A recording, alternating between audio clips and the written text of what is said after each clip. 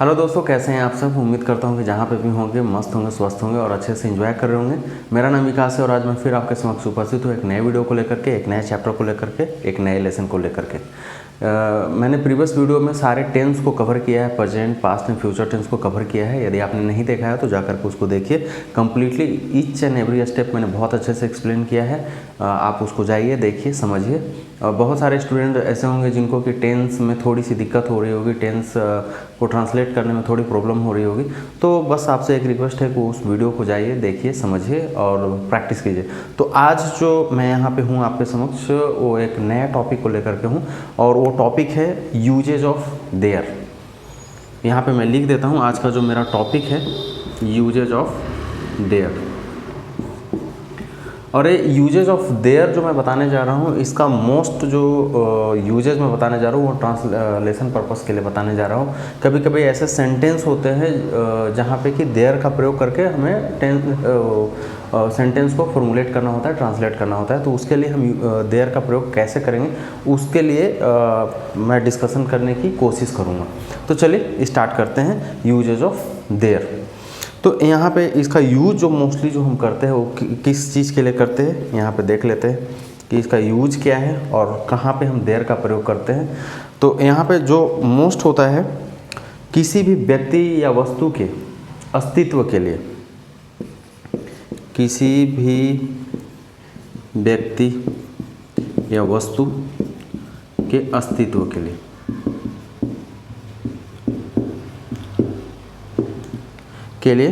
For existence, existence के लिए use करते हैं। सेकंड जो होता है स्थान के लिए यूज करते हैं, स्थान मतलब प्लेस के लिए यूज करते हैं। किसी भी व्यक्ति वस्तु के अस्तित्व के लिए, उसका एग्जिस्टेंस बताने के लिए हम देयर का प्रयोग करते हैं। स्थान के लिए प्लेस का प्रयोग या प्लेस के लिए हम देयर का प्रयोग करते हैं। तीसरा स्थिति के लिए, स्थिति या कंडीशन के लिए, कंडीशन के लिए भी हम देयर का प्रयोग करते हैं। ये 3 सिनेरियोस मैं आपको समझाने के पर्पज से दे रहा हूँ कि यूजेज ऑफ देयर कहाँ पे यूज करना होता है। पहला, किसी भी व्यक्ति या वस्तु के अस्तित्व के लिए, फॉर एग्जिस्टेंस शो करने के लिए। या सेकंड, स्थान का बोध कराने के लिए भी हम देयर का प्रयोग करते हैं। थर्ड, स्थिति या कंडीशन का प्रयोग कराने के लिए भी हम देयर का प्रयोग करते हैं। अब इसका पैटर्न हम देखते हैं कि इसका पैटर्न कैसा रहेगा। तो आई होप सो कि ये जो मैं लिख दिया हूँ वो समझ में आ गया होगा। इसका एक आप नोट बना लीजिएगा तो आपको ज़्यादा अच्छा से समझ में आ जाएगा। वन सेकेंड मैं रिपीट कर दे रहा हूँ कि इसका देयर का जो हम प्रयोग करते हैं ट्रांसलेशन पर्पस में, तो कहाँ पे करते हैं। तो पहला, किसी भी व्यक्ति, वस्तु या घटना, जो भी बोल लीजिए, कि अस्तित्व के लिए, फॉर एग्जिस्टेंस के लिए हम देयर का प्रयोग करते हैं। सेकंड, स्थान या प्लेस को बताने के लिए हम देयर का प्रयोग करते हैं। और थर्ड, स्थिति या कंडीशन को बोध कराने के लिए हम देयर का प्रयोग करते हैं। अब इसका स्ट्रक्चर हम देख लेते हैं और उसका सेंटेंस का फॉर्मुलेशन देख लेते हैं कि वो कैसा रहेगा। आई होप सो कि यहाँ तक आपको समझ में आ गई होगी। अब चलिए नेक्स्ट स्टेप की तरफ चलते हैं। अब नेक्स्ट स्टेप में है कि इसका एग्जाम्पल देखते हैं कि इसका हम एग्जाम्पल देख लेते हैं कि देयर का प्रयोग कैसे कर सकते हैं। सपोज यदि मैं बोलूं कि छत पर बिल्लियां हैं या कुएं में मेंढक है, या थर्ड, टेबल पर किताब है। यहाँ पे मैंने 3 एग्जाम्पल दिया। मैंने जो उसका यूजेज मैंने बताया कि किसी भी व्यक्ति या वस्तु के अस्तित्व के बारे में, एग्जिस्टेंस के लिए हम देयर का प्रयोग करते हैं। सेकंड जो मैंने बताया आपको, प्लेस के लिए, स्थिति के लिए, स्थान के लिए हम देयर का प्रयोग करते हैं। एंड थर्ड, कंडीशन के लिए भी हम देयर का प्रयोग करते हैं। तो यहाँ पे देखिए एक एग्जाम्पल मैं दे रहा हूँ। 3 एग्जाम्पल यहाँ पर मैंने लिखा आपको समझाने के पर्पज़ के लिए कि छत पर बिल्लियाँ हैं। अब इसको ट्रांसलेशन करना है, कैसे आप करेंगे। सेकेंड, कुएँ में मेंढक है। यहाँ पे क्या हो रहा है, बिल्लियाँ हैं, कहाँ पे हैं, छत पर हैं। कहाँ पे, छत पर हैं। कुएं में मेंढक है। मेंढक है कहाँ पे, मेंढक है बट कहाँ है, कुएं में है। स्थान बता रहा है कि कहाँ पे है, कुआं में है। इसका अस्तित्व बता रहा है कि मेंढक जो है कहाँ पे है, कुआं में है कि कहाँ पे है। इसके लिए हम देयर का प्रयोग करेंगे। यहाँ पे है कि टेबल पर किताब है। सपोज किताब तो है बट कहाँ है, टेबल पर है। उसका कंडीशन बता रहा है या एग्जिस्टेंस बता रहा है उसका। तो ऐसे में यदि हम आपको ट्रांसलेट करने के लिए बोले कि छत पर बिल्लियाँ हैं, कैसे ट्रांसलेट करेंगे, या कुएं में मेंढक है, या वहाँ एक मंदिर है, गांव में एक मंदिर है, वहाँ एक राजा है, टेबल पर किताब है, तो उसको हम ट्रांसलेट कैसे करेंगे, उसके लिए हम देयर का प्रयोग करते हैं। तो चलिए अब स्ट्रक्चर की तरफ चलते हैं। आई होप सो कि आपको ये एग्जाम्पल समझ में आ गया होगा। अब इसका स्ट्रक्चर कैसा रहेगा, अब एक स्ट्रक्चर देखते हैं।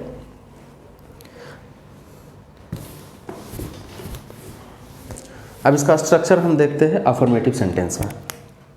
मैं आपको समझाने के लिए 4 पैटर्न में ट्राई करूँगा बताने के लिए।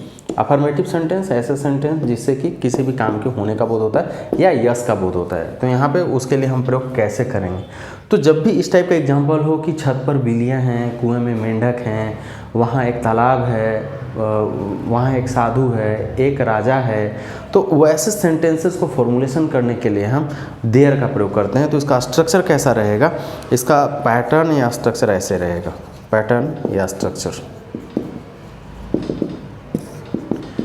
बहुत बड़ा स्ट्रक्चर नहीं है इसका, बट आपको समझाने के लिए मैं बता रहा हूँ कि यहाँ पे देयर का प्रयोग हम अफर्मेटिव सेंटेंस में कैसे करेंगे। पैटर्न या स्ट्रक्चर कैसा रहेगा, हमेशा इसका यूज देयर प्लस इज या आर प्लस, यहाँ पे एक नाउन भी बोल सकते हैं या सब्जेक्ट भी बोल सकते हैं, प्लस प्रीपोजिशन रहेगा यहाँ पे,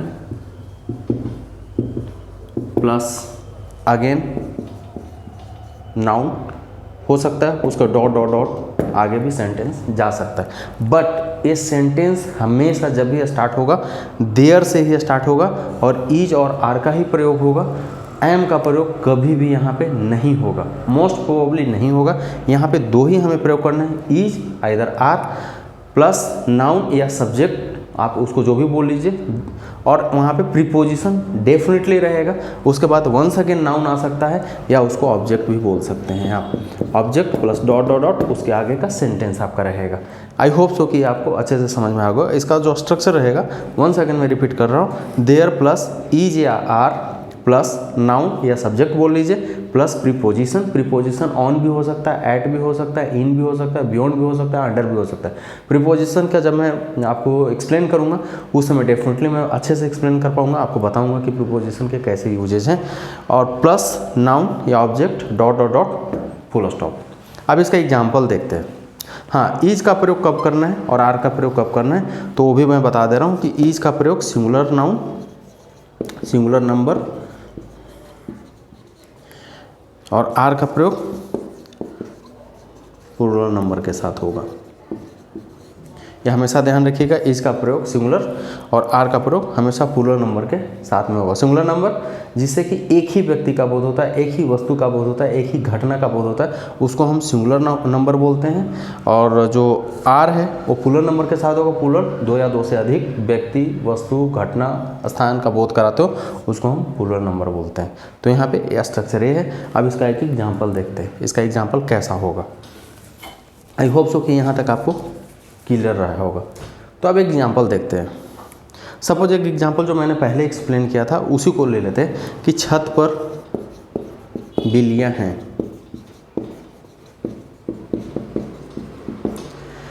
अब यहाँ पे देखिए छत पर जो है प्रीपोजिशन है, बिल्लियाँ, इसको मैंने क्या बोला, नाउन भी बोल सकते हैं या सब्जेक्ट है। कौन है, बिल्लियाँ हैं, वहाँ पे सब्जेक्ट ही रहेगा या नाउन रहेगा वहाँ पे।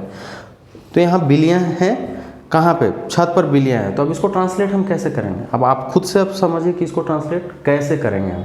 यहाँ पे ऐसे तो लिख नहीं सकते हैं कि cats are on the table, ऐसे तो नहीं लिख सकते। तो जब इस टाइप का सेंटेंसेस आ जाते हैं तो उसको हम कैसे ट्रांसलेट करते हैं, तो यहाँ हमेशा देयर से प्रयोग करते हैं। There are cats on the roof, छत पर बिल्लियाँ हैं, there are cats on the roof. मैंने क्या स्ट्रक्चर बताया, देयर प्लस इज या आर प्लस नाउन या subject plus preposition plus noun या ऑब्जेक्ट डॉट डॉट डॉट, इसके आगे भी जा सकता है। अब यहाँ पे देखिए छत पर बिल्लियाँ हैं, बिल्लियाँ क्या है, यहाँ पे सब्जेक्ट हम मान लेते हैं, छत पर है ऑब्जेक्ट है, यहाँ पे पर प्रीपोजिशन आ गया, हैं ऑटोमेटिकली इज या आर से हैं का प्रयोग हो जाएगा। तो यहाँ पे जो देयर का प्रयोग करें, there are cats on the roof, बिल्लियाँ हैं, बिल्लियाँ क्या है, प्लूरल नंबर में है, एक बिल्ली नहीं है वहाँ पे, वहाँ 2 से अधिक बिल्ली हैं, वहाँ पे 2 से ज़्यादा बिल्ली है, तो इसलिए वहाँ पे आर का हम प्रयोग कर रहे हैं। इस पे डिपेंड करेगा इज या आर। यहाँ पे ध्यान रखिएगा कि इस पे, यहाँ जो सब्जेक्ट है और प्लूरल नंबर पे होगा तो यहाँ पे आर का प्रयोग करेंगे, सिंगुलर नंबर होगा तो इज का प्रयोग करेंगे। यदि यहीं पे रहे कि छत पर बिल्ली है, मतलब कि सिंगल एक कैट है, तो वहाँ पे क्या लिखेंगे, there is a cat on the roof. ये प्लूरल नंबर पे है, छत पर बिल्लियाँ हैं, there are cats on the roof, मतलब कि 2 से ज़्यादा बिल्लियाँ हैं वहाँ पे, तो there are cats on the roof. Cats इस पे डिपेंड कर रहा है, आर का प्रयोग कैसे करेंगे। यदि यहीं पे एक एग्जांपल दे, आपको समझाने के लिए मैं दे रहा हूँ, यदि वही रहे कि छत पर बिल्ली है, ये सिंगुलर नंबर पे है, एक बिल्ली है वहाँ पे, एक ही बिल्ली होगा, छत पर बिल्ली है, तो कैसे लिखेंगे, there is a cat on the roof. मैंने क्या बताया, प्लूरल नंबर के साथ आर, सिंगुलर नंबर के साथ इज का प्रयोग होगा। छत पर बिल्ली है, there is a cat on the roof. छत पर बिल्लियाँ हैं, there are cats on the roof, मतलब कि ये यदि सिंगुलर रहेगा तो यहाँ पे इज का प्रयोग करेंगे, यहाँ पे प्लूरल रहेगा तो आर का प्रयोग करेंगे। और भी बहुत सारे एग्जाम्पल है, दूसरे एग्जाम्पल भी देख लेते हैं।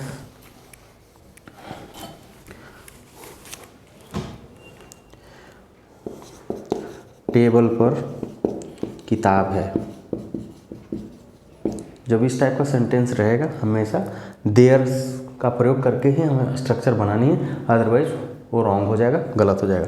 टेबल पर किताब है, किताब क्या है, सिंगुलर नंबर पे है, किताबें रहता तो प्लूरल नंबर पे रहता। टेबल पर किताब है, कैसे स्टार्ट करेंगे, there is a book on the table. यहाँ पे देखिए देयर इज ऑटोमेटिकली आ गया, किताब सिंगुलर नंबर पे है, इज का प्रयोग हो गया।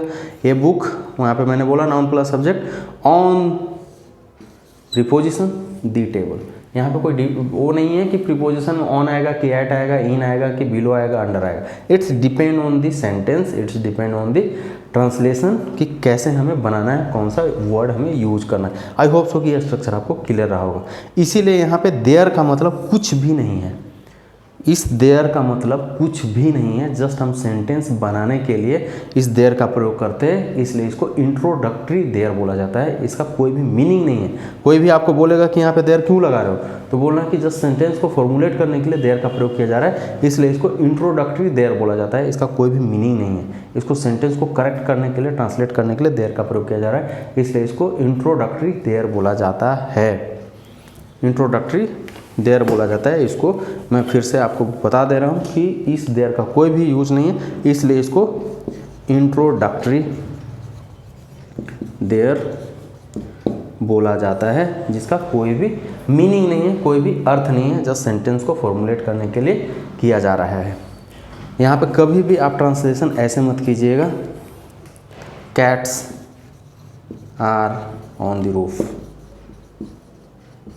यदि आप इस टाइप का सेंटेंस बनाएंगे, cats are on the roof, तो 100% आप गलत हो जाएंगे। तो ध्यान रखिएगा इस बात का, जब भी इस टाइप का सेंटेंसेस आए, गांव में एक चापाकल है, गांव में एक कुआं है, गांव में एक साधु है, गांव में एक पाठशाला है, गांव में एक स्कूल है, गांव में एक हॉस्पिटल है, इस टाइप का जब भी सेंटेंस रहे, कितना भी सेंटेंस रहे, वो सारे इसी स्ट्रक्चर पर फॉर्मुलेट होंगे, दूसरे स्ट्रक्चर पर नहीं होंगे। जैसे मैं बोलूँ आपको, और भी एग्जांपल दे देता हूँ आपको समझाने के लिए, ताकि आपका कन्फ्यूजन क्लियर रहे। गांव में एक मंदिर है, अब गांव में एक मंदिर है, कहाँ पे है, गांव में, स्थिति बता रहा है, उसका एग्जिस्टेंस बता रहा है, कहाँ पे है, गांव में है, मंदिर है, नाउन या सब्जेक्ट हो जाएगा यहाँ पे। अब इसको कैसे फॉर्मुलेट करेंगे कि गांव में एक मंदिर है, there is a temple in the village. वहाँ पे यही रहता कि गांव में मंदिरें हैं, तो क्या लिखते हैं, there are temples in the village. यदि और भी एग्जाम्पल देखें तो और भी एग्जाम्पल देख सकते हैं। कुएं में मेंढक है, there is a frog in the well. कभी भी ये मत बोलिएगा कि frog is in the well. Frog is in the well जैसे ही बोलेंगे गलत हो जाएगा। जब आप कम्युनिकेट भी करेंगे तो ऐसे ही आपको बोलना है कि there are 4 person in this village, there are 4 schools in this village. तो हमेशा आपको देयर इज या देयर आर से प्रयोग करना है, यहाँ एम का प्रयोग नहीं होगा। और इसको इंट्रोडक्टरी देयर बोला जाता है क्योंकि इसका कोई भी मीनिंग नहीं है, कोई भी अर्थ नहीं है, जस्ट सेंटेंस को कंप्लीट करने के लिए देयर का प्रयोग किया जा रहा है, इसलिए इसको इंट्रोडक्टरी देयर बोलते हैं। इसलिए मैंने लिखा usages of there. I hope so कि ये क्लियर रहा होगा अफर्मेटिव सेंटेंस में। अब चलिए निगेटिव सेंटेंस की तरफ चलते हैं। निगेटिव सेंटेंस में कैसा पैटर्न रहेगा? निगेटिव में सेम पैटर्न रहेगा, मैं यहाँ पे मिटा दे रहा हूँ। दूसरा जो पैटर्न देखते हैं निगेटिव। निगेटिव सेंटेंस ऐसे सेंटेंस जिससे कि ना का बोध होता है, नहीं का बोध होता है। अफर्मेटिव का हमने देखा, निगेटिव का देखते हैं। निगेटिव स्ट्रक्चर कैसा रहेगा? जिससे कि किसी काम के नहीं होने का या जिसमें हमेशा ना में आंसर मिलता है। यदि आपने नहीं देखा है तो मेरे प्रीवियस वीडियोस को देखिए, मैंने बहुत अच्छे से एक्सप्लेन करा है। निगेटिव सेंटेंस ऐसे सेंटेंस जिससे कि ना का बोध होता है, नहीं का बोध होता है, तो उसको निगेटिव सेंटेंस बोलते हैं। इसका पैटर्न स्ट्रक्चर कैसा रहेगा? सेम रहेगा, देयर प्लस इज या आर प्लस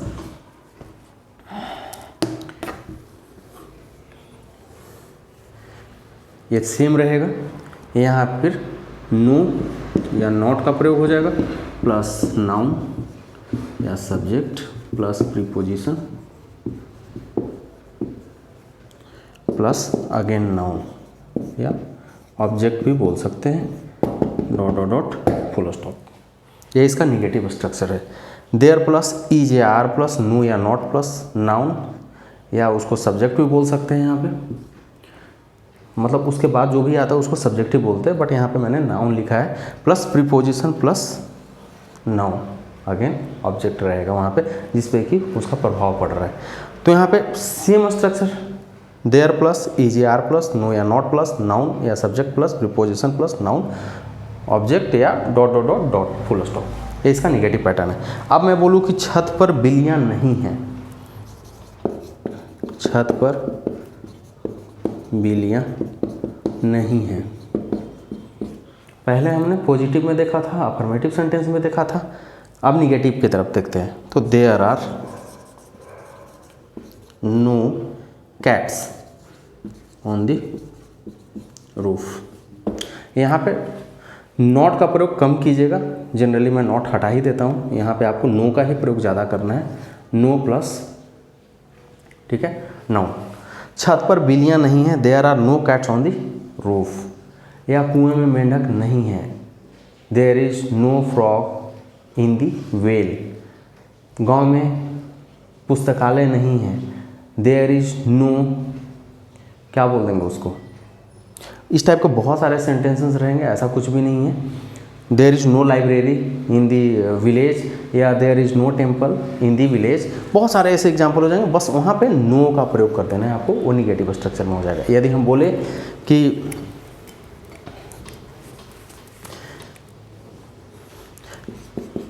गांव में स्कूल नहीं है, क्या है, गांव में स्कूल नहीं है, यहाँ पे नो का प्रयोग हो रहा है, तो क्या लिखेंगे? There is no school in the village. इसका निगेटिव पैटर्न हो गया। पैटर्न सेम ही रहेगा, बट इसका स्टार्ट हमेशा देयर इज या देयर आर से होगा और एम का प्रयोग नहीं होगा, उसके बाद नो का प्रयोग हो जाएगा और उसके बाद जो भी नाउन प्रीपोजिशन अगेन ऑब्जेक्ट का प्रयोग रहेगा। ये इसका निगेटिव स्ट्रक्चर है। चाहे सेंटेंस कैसे भी रहे कि एक गांव में साधु नहीं है, या उस गांव में पाठशाला नहीं है, उस गांव में लाइब्रेरी नहीं है, बहुत सारे ऐसे एग्जाम्पल हैं जो कि आप आराम से बना सकते हैं। इसलिए इसको हमेशा इंट्रोडक्टरी देयर का बोलते हैं, देयर का प्रयोग बोलते हैं या इंट्रोडक्टरी देयर बोलते हैं। इसका निगेटिव पैटर्न हो गया। अब यहाँ पे इंट्रोगेटिव का देख लेते हैं, इंट्रोगेटिव सेंटेंस। आई होप सो कि ये क्लियर रहा होगा, कोई कन्फ्यूजन नहीं होगी। अब चलिए इंट्रोगेटिव सेंटेंस की तरफ देख लेते हैं।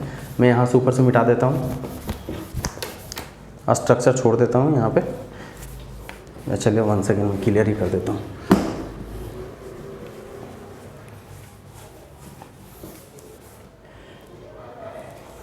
थर्ड पैटर्न, इंटरोगेटिव सेंटेंस, ऐसा सेंटेंस जिससे कि प्रश्न पूछे जाने का बोध होता है।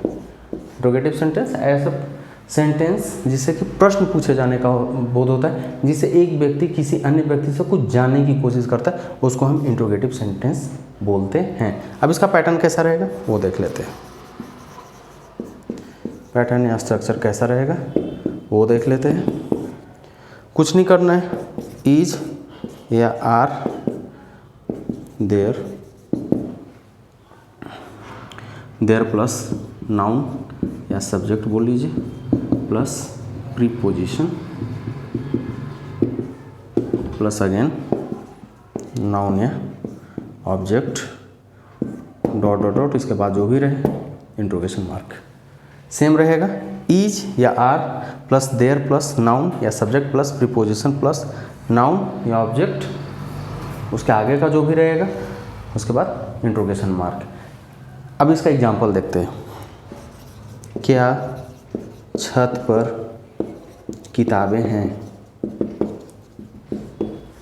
क्या छत पर किताबें हैं?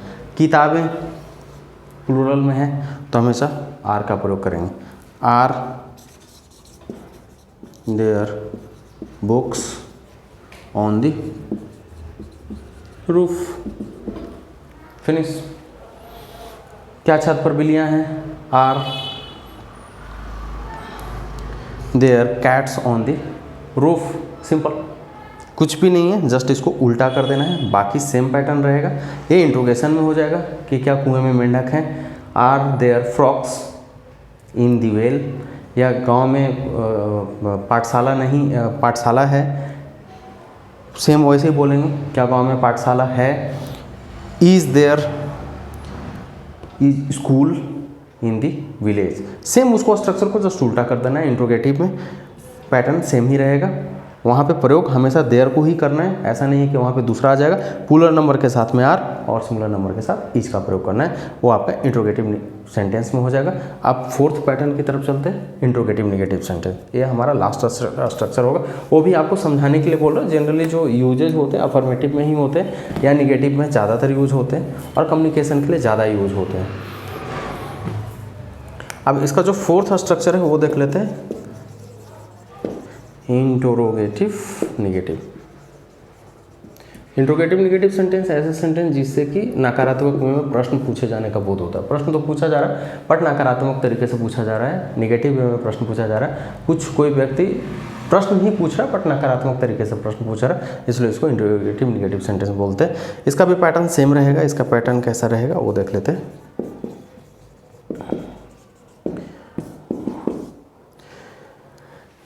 इसका पैटर्न सेम रहेगा, इज या are plus there not noun या सब्जेक्ट बोल लीजिए या प्रीपोजिशन प्लस अगेन नाउन या object dot dot dot question mark. यदि मैं बोलूँ कि क्या छत पर बिल्लियाँ नहीं हैं, अब उसको कैसे आप बनाएंगे? क्या छत पर बिल्लियाँ नहीं हैं, वो इंट्रोगेटिव नेगेटिव सेंटेंस हो गया। प्रश्न तो पूछ रहे हैं बट नकारात्मक में प्रश्न पूछ रहे हैं, तो ऐसे के लिए स्ट्रक्चर कैसा रहेगा, is are plus there plus not plus noun या subject plus preposition plus again noun या ऑब्जेक्ट, उसके आगे का जो भी रहेगा डॉट डॉट डॉट और क्वेश्चन मार्क। यहाँ पे सेम एग्जांपल दे रहा हूँ, क्या छत पर बिल्लियाँ नहीं हैं। अब यहाँ पे क्या है, क्वेश्चन तो पूछ रहे हैं, क्वेश्चन भी पूछ रहे हैं बट नकारात्मक तरीका से प्रश्न पूछ रहे हैं कि क्या छत पर बिल्लियाँ नहीं हैं। अभी आपने देखा इंट्रोगेटिव में क्या छत पर बिल्लियाँ हैं, यहाँ पे पूछा जा रहा है क्या छत पर बिल्लियाँ नहीं हैं, तो उसको हम कैसे करेंगे? सेम, बिल्लियाँ यहाँ पे प्लूरल पे रहेगा तो यहाँ पे क्या लिखेंगे, are there cats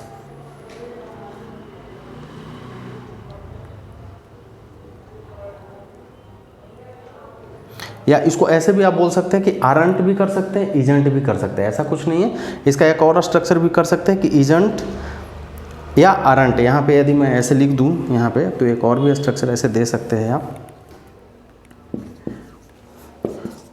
is not का शॉर्ट फॉर्म नॉट हो जाएगा और आर का आरंट प्लस देयर से स्टार्ट कर सकते हैं, प्लस बाकी सेम ही रहेगा, नाउन या सब्जेक्ट प्लस प्रीपोजिशन, बाकी जो स्ट्रक्चर सेम ही रहेगा।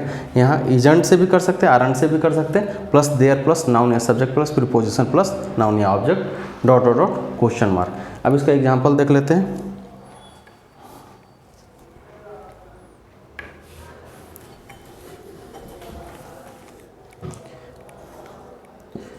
क्या छत पर बिल्ली नहीं है? Isn't there a cat on the roof? क्योंकि यहाँ पे सिंगुलर नंबर का प्रयोग कर रहे हैं, सिंगुलर नंबर के साथ इज और पुलर नंबर के साथ आर का प्रयोग कर रहे हैं। तो क्या छत पर बिल्ली नहीं है? Isn't there a cat on the roof? या यहाँ पे क्या रहता कि क्या छत पर बिल्लियाँ नहीं हैं, तो क्या बोल देते? Aren't there cats on the roof? बाकी स्ट्रक्चर सेम रहेगा। ये इसका इंट्रोगेटिव निगेटिव सेंटेंस का पैटर्न है। आई होप सो कि आपको क्लियर रहा होगा, यहाँ पे कोई भी कन्फ्यूजन नहीं। बस आपको ध्यान रखना है कि इस टाइप का जब भी सेंटेंसेस है तो आप डायरेक्टली सब्जेक्ट को उठा करके ट्रांसलेट करने की कोशिश मत कीजिए कि cats on the roof, frogs are in the well, ऐसे करके आप करेंगे तो गलत हो जाएगा। आपको जब भी स्टार्ट करना पड़ेगा तो देर से करेंगे। ये प्रेजेंट टेंस में है इसलिए इसको ईज आर का प्रयोग करेंगे। पास्ट वाला नेक्स्ट टाइम में हम देखेंगे कि पास्ट को हम कैसे प्रयोग कर रहे हैं विथ देयर। तो ये प्रेजेंट का हमने कंप्लीट किया है आज का टॉपिक। आई होप सो कि आपको क्लियर रहा होगा। अब मैंने बहुत अच्छे से, ऐसा कुछ नहीं है देयर का प्रयोग के लिए इस टाइप का कोई स्ट्रक्चर दिया हुआ, मैं आपको समझाने का पर्पज से चारों स्ट्रक्चर में मैंने बताया, affirmative, negative, interrogative and interrogative negative, ताकि आपको समझ में आ जाए। ऐसा कुछ नहीं, कहीं आप पढ़ने भी जाएंगे तो जनरली ऐसे देयर इज या देयर आर के साथ में रहेगा प्रयोग, बट पूरा डिफाइन करके नहीं हो सकता। इट मे बी कि you will find it, otherwise come he chances है कि आपको मिलेगा। तो आपको समझाने के लिए मैं तोड़ के ऐसे बताया है स्टेप बाय स्टेप, ताकि आपको अच्छे से समझ में आ जाए, आपको कोई कन्फ्यूजन न हो।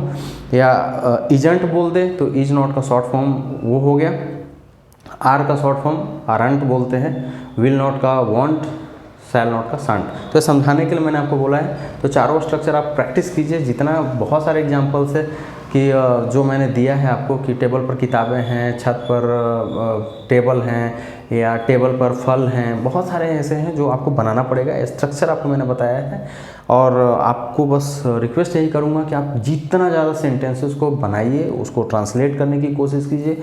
जितना रगड़िएगा उतना ज़्यादा आपको समझ में आएगी। और आज के लिए बस इतना ही, मिलता हूँ नेक्स्ट टॉपिक में। इसी का पास्ट फॉर्म लेकर के आऊँगा मैं और समझाने की कोशिश करूँगा। एज यूजुअल ये प्रेजेंट का था। तो आई होप सो कि आपको समझ में आया होगा तो मेरे चैनल को ज़रूर, मेरे वीडियोज़ को लाइक कीजिए, सब्सक्राइब कीजिए, मेरे चैनल को सपोर्ट कीजिए, बेल आइकन दबाना बिल्कुल ना भूलें। आपके सपोर्ट की सख्त ज़रूरत है, मैं ऐसे ही आपको एक्सप्लेन करता रहूँगा। चलिए, तब तक आप अपने घर पे रहिए, मस्त रहिए, स्वस्थ रहिए और एंजॉय कीजिए। मिलता हूँ एक नेक्स्ट वीडियो के साथ एक छोटे से ब्रेक के बाद। तब तक के लिए see you, take care, bye bye.